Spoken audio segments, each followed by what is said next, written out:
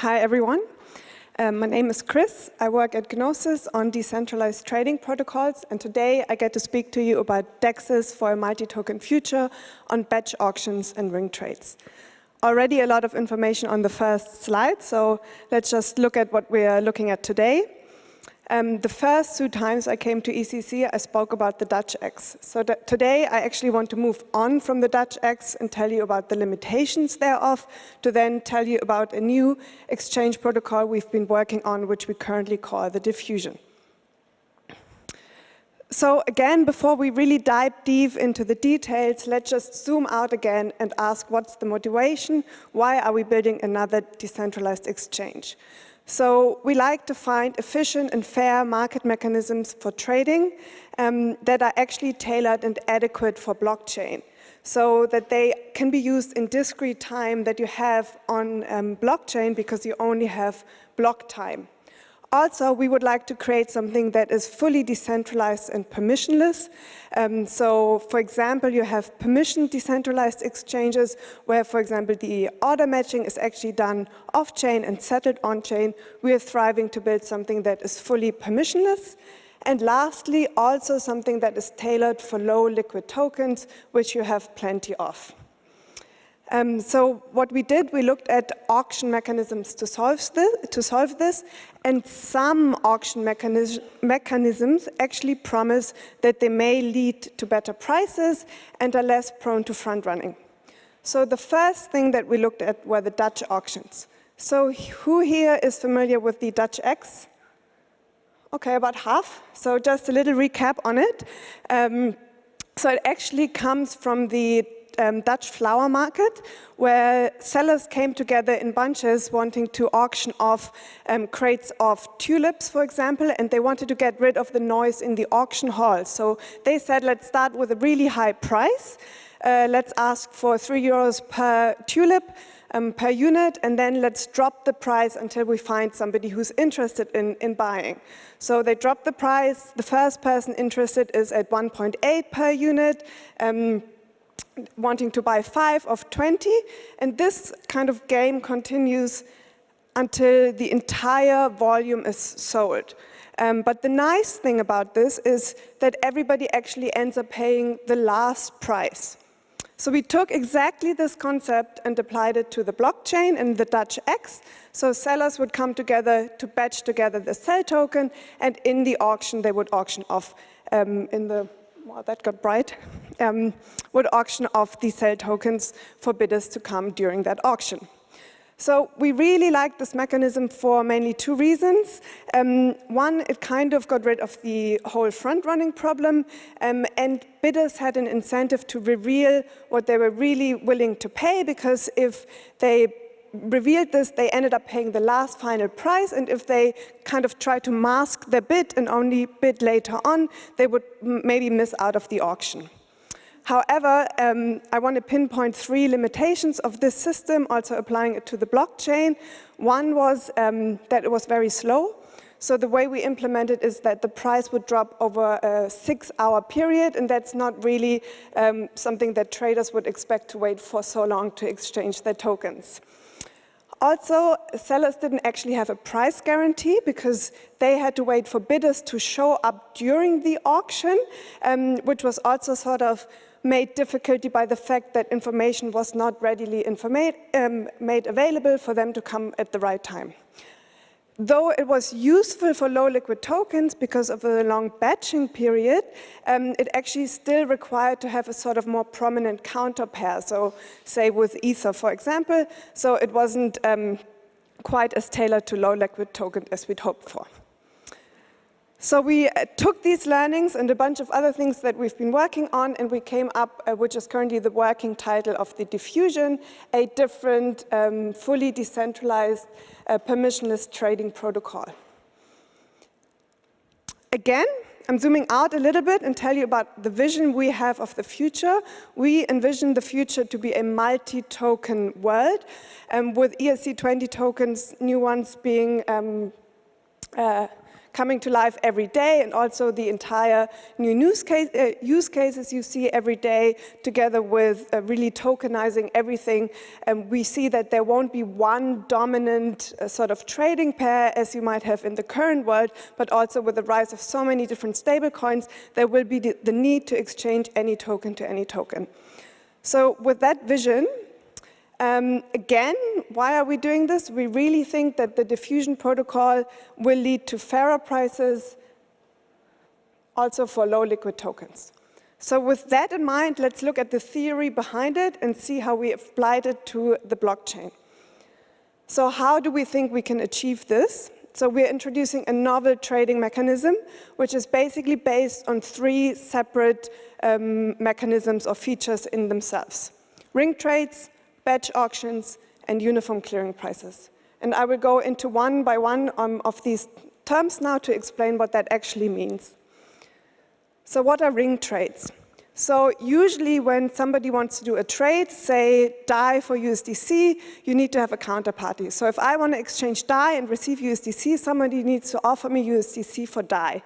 So if that doesn't exist, it's usually a market maker who does it at my expense. For ring trades, you don't actually need this. All I need is to have somebody who wants to sell USDC for PAX and PAX for DAI, and we can all trade with one another without having the exact counterparty. And this ring trades can actually be arbitrary long rings. It doesn't have to be constrained to just 3 tokens. What does that mean? Well, it does increase tradable liquidity.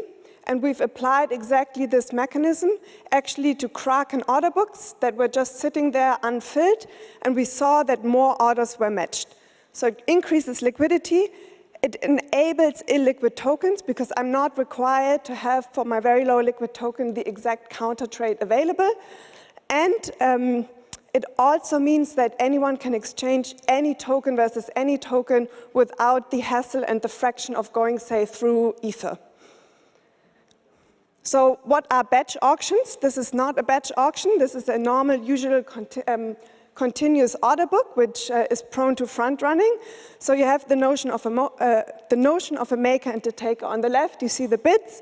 This is what I'm willing to pay for the token, and they ask what I'm willing to sell the token for. So as you heard in the presentation earlier, there's a spread in between. And if somebody now wants to execute a trade, they come in and orders are processed sequentially at the price that they're being put in. In contrary, on a batched order book, actually batching happens over a period of time where orders are collected, batched together, and executed at the same price, where supply and demand meet at an optimal price. What does that mean? So firstly, it takes away this whole notion of a maker and a taker. It also means that the sequence of the order execution does not matter, which means it's much less prone to front running, and it fits the discrete time space that we have here, and there can't be any high frequency trader, for example. Okay, moving on. If we put together rings and batches, something happens that we like to call multi-dimensional order book, and the diffusion has exactly one multi-dimensional order book. So here you see it across every of those 2 tokens, but in fact it's really only one order book where we display any order against any other token. Okay, batches are cleared at uniform clearing prices, which means everybody who participates in this batch gets the same single price clearing. What is optimized? What prices are we looking for? So the criterion that is maximized for is actually the trader's welfare.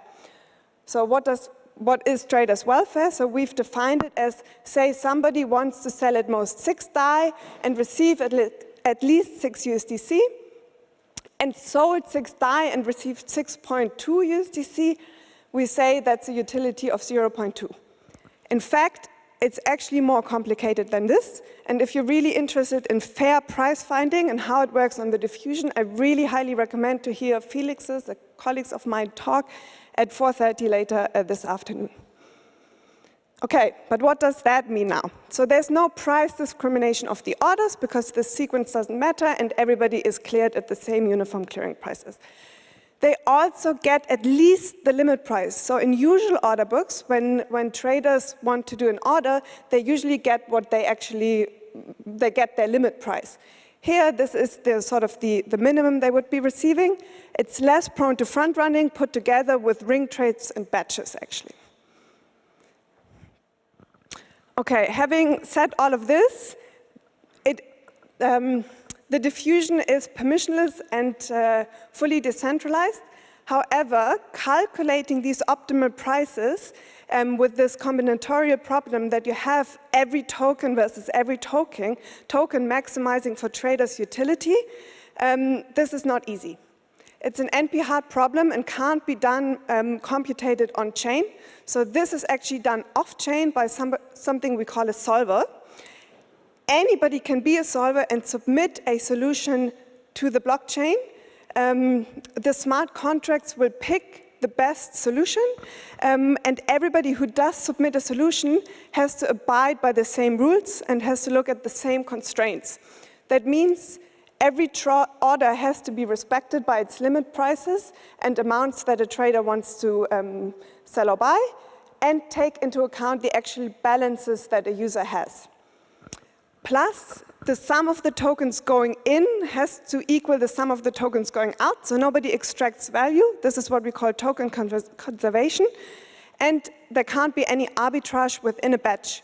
So nobody can trade along cycles and take out value, which also means that a price of A to B has to be the reciprocal price of B to A.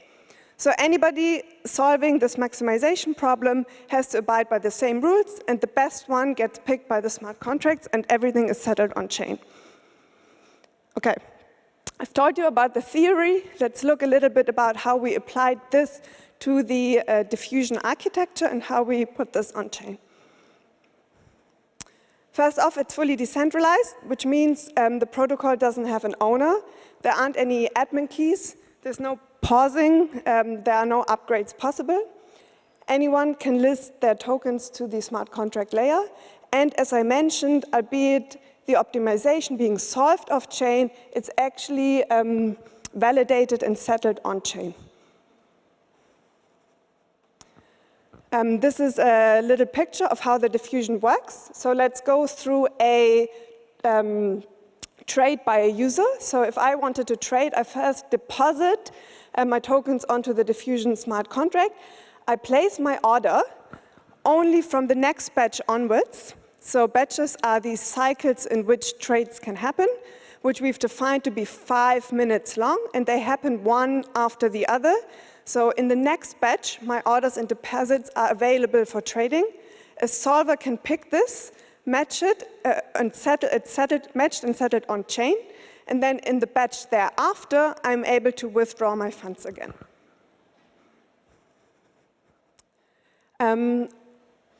This is a little bit much detail, but I want to tell you about the orders because I use this knowledge later on when I tell you about the first use case.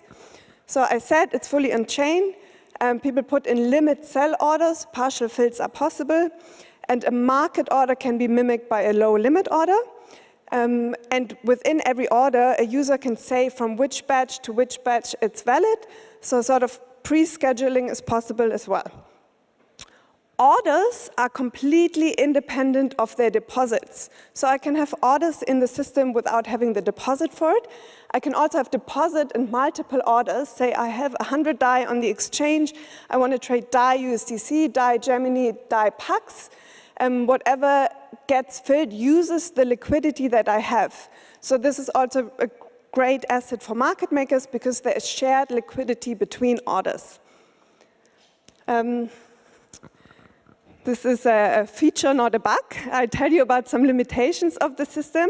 So there aren't any atomic trades possible due to the batching nature, which also means, for example, that there are no flash loan attacks possible facilitated by the diffusion protocol.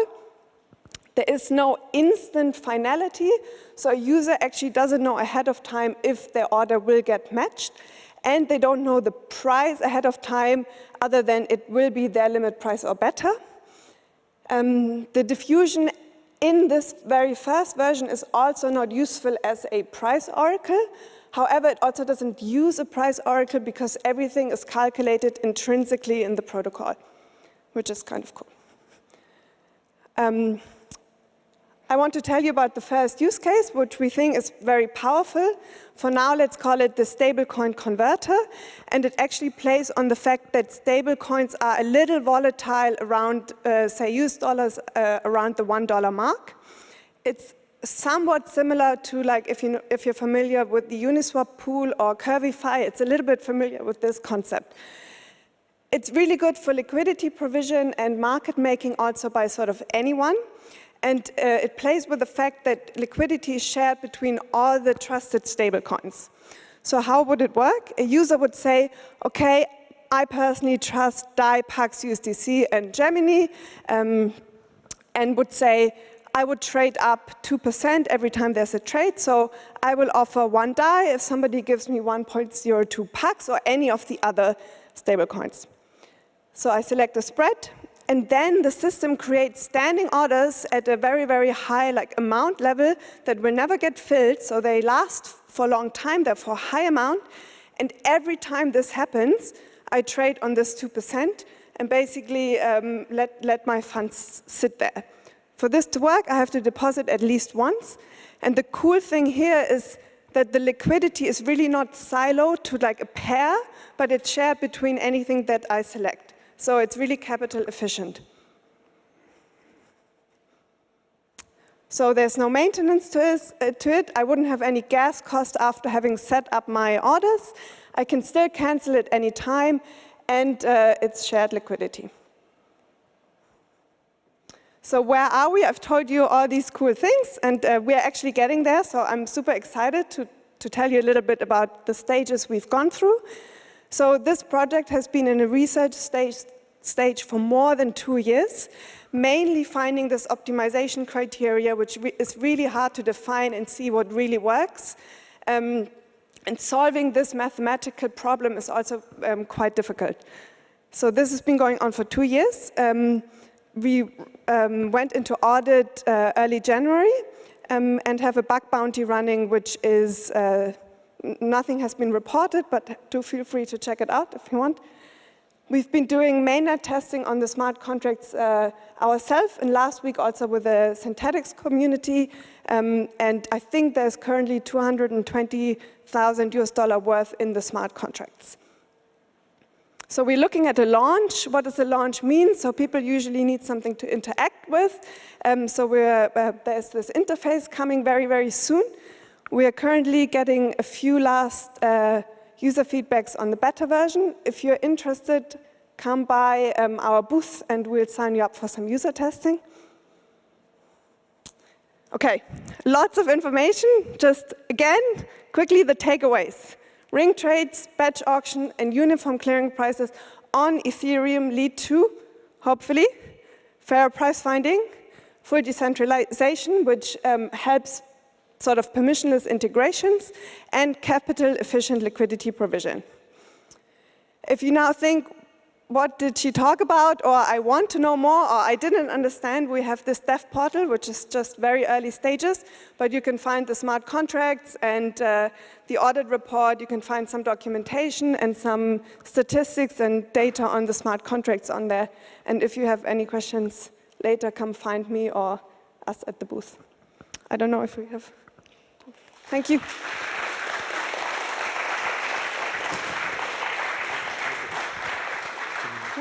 Yeah, I think we have 2 minutes for a question. I think there's one.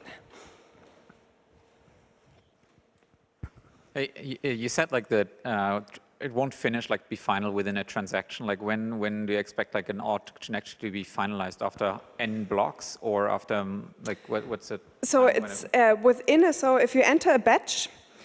Within this batch, the solver actually has 4 minutes out of 5 minutes to find a solution. So anybody can submit solutions within the first 4 minutes.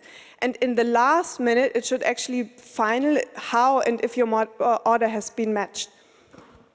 Is that the question you were hinting at? Yeah, I think so. It's going to be a couple of blocks later, and then there's a callback, or like how do you as a user in a smart contract know like this actually got executed, or you need to look at the logs? There is a trade event. The trade event. Okay. Yeah. Thank you. I have a question. So, how do you define the batches or the rings, so to say? I mean, it can happen that maybe they are not overlapping, so there are a number of orders, and so there needs to be a logic probably to If there's nothing overlapping, then they can't be matched. But essentially, that is what the solver does. So the solver finds the optimal solution of anything that's in the system. So there could be like thousands of orders in the system. The solver looks at all of these orders plus the balances available from the traders and finds an optimal solution based on the maximization criteria set. Oh, thanks. So if there are no overlapping orders, there won't be any matches. Mm-hmm. I think there's one more, if we have time for one more. Sorry, what's the incentive mechanism for the solvers to operate? Right, so something that I sort of abstracted away here is that there is actually a fee for trading, which is 10 basis points off the volume, so 0.1%. And half of that goes to the solver, because the solver pays for solving the maximization problem, well, being written in the first place, being hosted, solving it, and settling everything on chain, paying for the gas cost. So it's actually relatively expensive to be a solver. So the fees will go to them. The reason I abstracted away from the fees is that they're already included in the limit price. So other than unusual exchanges where you pay your trade and then you pay the fee, it's actually still the limit is kept regardless of the fees. Thank you.